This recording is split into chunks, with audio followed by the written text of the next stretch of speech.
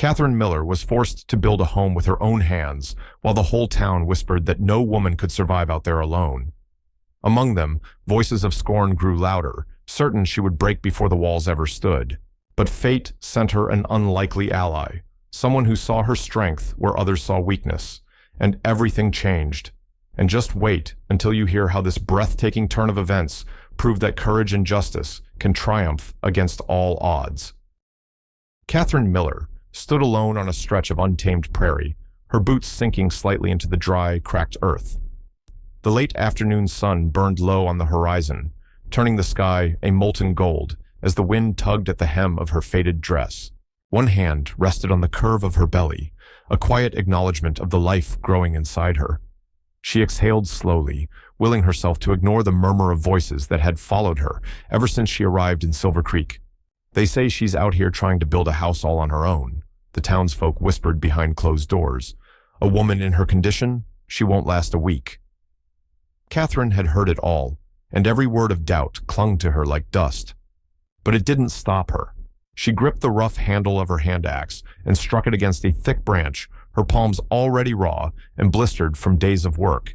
Each swing was powered by something deeper than physical strength, fueled by the memory of being told she was incapable, of nights spent staring at the cracked ceiling of a boarding house room, clutching her stomach in fear of the future. She hadn't come here to prove anything to them. She had come here because there was nowhere else to go. The plot of land she had claimed wasn't much, just a rectangle of grass and clay at the edge of the prairie, surrounded by wildflowers and weeds. To Catherine, it was freedom, a chance to raise her child away from the shadow of her past. On the first day, she had marked out the foundation with nothing but a stick and twine. On the second, she began stacking stones for a makeshift hearth. Now, with the sun dipping lower, she tied a rope around a log and began the painstaking process of dragging it across uneven ground toward the spot where the cabin walls would stand. Her muscles screamed in protest, and for a moment she paused, leaning her forehead against the rough bark. Her breath came in the sharp bursts, but her eyes were dry. "You'll have a home, little one," she whispered softly, "even if I have to build it with my bare hands." From a distance, a pair of eyes watched her. They belonged to a ranch hand riding along the trail back into town. He shook his head and nudged his horse onward. "She's crazy," he muttered under his breath. "A woman like that ain't gonna make it out here." But Catherine didn't hear him. She was too busy bracing herself for another pull, too busy proving, first to herself, that she wasn't the fragile soul everyone believed her to be. The days blurred into each other under the wide, merciless sky. Catherine's hands, once soft from a quieter life, were now rough and chafed, the skin cracked in places from endless toil. The prairie sun bore down on her without mercy, turning her shoulders red and raw. At night, the cool air stung her tired muscles as she lay on a thin bedroll beside a smoldering fire, whispering to the child within her. "We're getting closer," she murmured. "Each day we're closer to a real roof, a real home." But her voice trembled, not from fear, though there was plenty of that, but from the weight of exhaustion settling into her bones. The townsfolk's whispers had grown louder since she first arrived. Occasionally, curious eyes appeared at the edge of her property, ranch hands riding past, women clutching baskets of laundry, children too young to understand why their parents pulled them away. "Yeah, she'll never finish that place," one man scoffed at the general store. "Mark my words, she'll pack up and run the moment things get hard." But Catherine didn't run. Each morning she rose before the sun, gathering her meager tools and setting to work. She lashed logs together for the frame of the cabin, her back aching with each pull of the rope. She mixed clay and straw for the walls until her nails were rimmed with earth. She barely noticed the pain in her feet, the weariness in her arms, until the storm came. It swept across the plains without warning, dark clouds boiling up on the horizon. Winds lashed the half-built cabin as Catherine tried desperately to secure the tarpaulin that served as a temporary roof. Rain pelted her face, soaking her dress until it clung to her skin. Then came the sound, a sickening crack. She turned in time to see one of the log walls collapse, crumbling into the mud below. For a moment, Catherine froze, her chest heaving as she stared at the wreckage. The laughter of the storm seemed to echo the voices from town. "She's a fool for trying. A woman can't survive out there alone." Their words cut deeper than any cold wind. When the rain finally eased, she fell to her knees in the mud, her palms pressed into the wet earth. Tears threatened, but she bit her lip until the taste of iron filled her mouth. Her hands trembled as she tried to lift a fallen log. It was too heavy. Her strength had limits after all. She sank back and wrapped her arms around herself, shivering not from the cold, but from a crushing wave of doubt. For the first time since setting foot on this land, Catherine wondered if she had made a mistake, but then she felt it, a small fluttering kick in her belly. It was enough. She wiped her face with the back of her hand, smearing streaks of dirt across her cheeks. Slowly, painfully, she pushed herself upright. "This isn't over," she whispered to the prairie. "Not for me, not for him." By the next morning, Catherine was back at work, her hands rawer than ever, her eyes sharper. She worked as if the wind had never touched her fragile frame, as if the storm had only hardened her resolve. She didn't know it, but from a distant rise, someone had been watching. A lone rider in a wide-brimmed hat sat silently astride a tall black horse, the reins slack in his hands. He said nothing, but the look in his eyes was not one of mockery. It was curiosity, and perhaps a flicker of respect. The sun was beginning its slow climb when Jackson Harper rode along the high ridge overlooking the prairie. His black stallion, Cole, moved with quiet ease, hooves barely disturbing the wild grass swaying in the breeze. Jackson wasn't in any rush. He rarely was.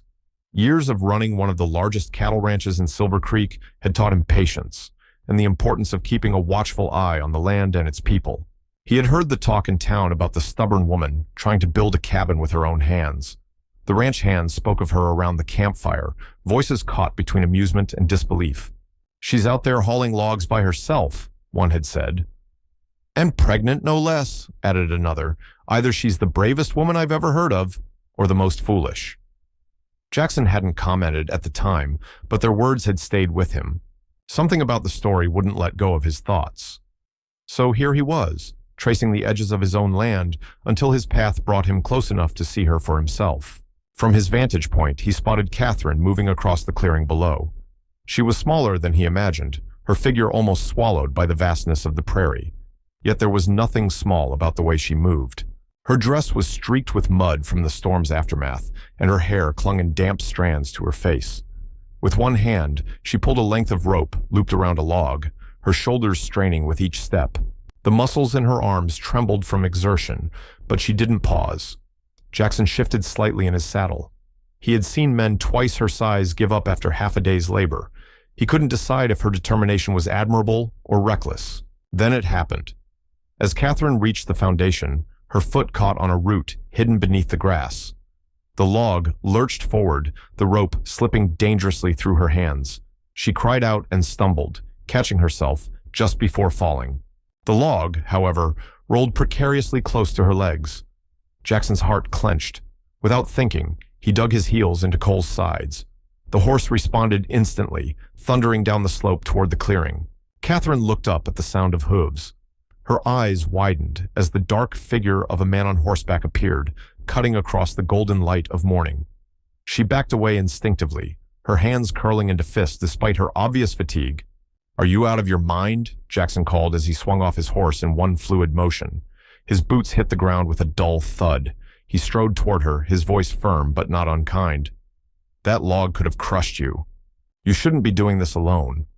Catherine straightened, her chin lifting defiantly despite her flushed cheeks and trembling arms. "I don't have much choice, do I? No one else is going to do it for me." Her voice carried a quiet strength that caught Jackson off guard. He had expected fear, perhaps even gratitude for his intervention, but there was only steel in her gaze. He stopped a few feet away, noting the raw blisters on her hands, the weariness etched into her face, and the stubborn set of her jaw. For a long moment, neither spoke. The wind tugged at his hat brim, and somewhere in the distance, a lone hawk cried out. Finally, Jackson tipped his hat slightly. "You've got grit, I'll give you that. But grit alone won't keep you standing out here." "I've been standing this long," Catherine replied, "and I'll keep standing until I finish." Her words carried no arrogance, only a quiet certainty that startled him. Jackson studied her a moment longer, then turned back to his horse. "I'm not here to stop you," he said over his shoulder. but I'm not about to watch you break yourself either." Without another word, he mounted up and urged Cole back toward the ridge. Catherine watched him go, unsure whether to feel relief or frustration. She didn't know that Jackson Harper wasn't done with her yet, and he didn't know that this woman, alone and carrying more than her own weight, was about to change the course of his carefully controlled life. The next morning, Catherine heard hoofbeats again. She didn't need to turn to know who it was. Jackson Harper stopped his horse just outside her clearing, his figure framed by the early light. "You're back," she said, wiping her hands on her skirt. "Couldn't stop thinking about you out here," Jackson replied calmly. "Figured I'd check if the cabin, or you, were still standing." "I am." Her tone was steady, though her shoulders ached from hours of work. "You can leave now."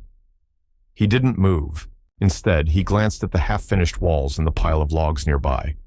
"You're doing the work of 3 men out here. Let me help." "I don't need it," she said quickly, a flash of pride in her eyes. Jackson raised a brow.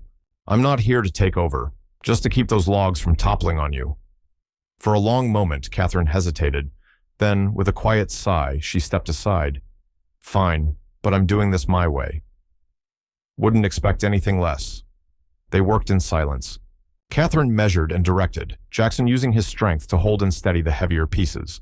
Their movements slowly fell into rhythm, 2 stubborn spirits learning to work side by side. As they rested briefly, Jackson spoke. "You've got more grit than anyone I've met." "Maybe it's not grit," Catherine said softly, staring out across the prairie. "Maybe it's just survival." Jackson didn't argue. Instead, he tipped his hat slightly. "Whatever it is, it's keeping you on your feet. That's enough." And though she wouldn't say it aloud, Catherine felt a strange sense of relief knowing he'd likely return tomorrow.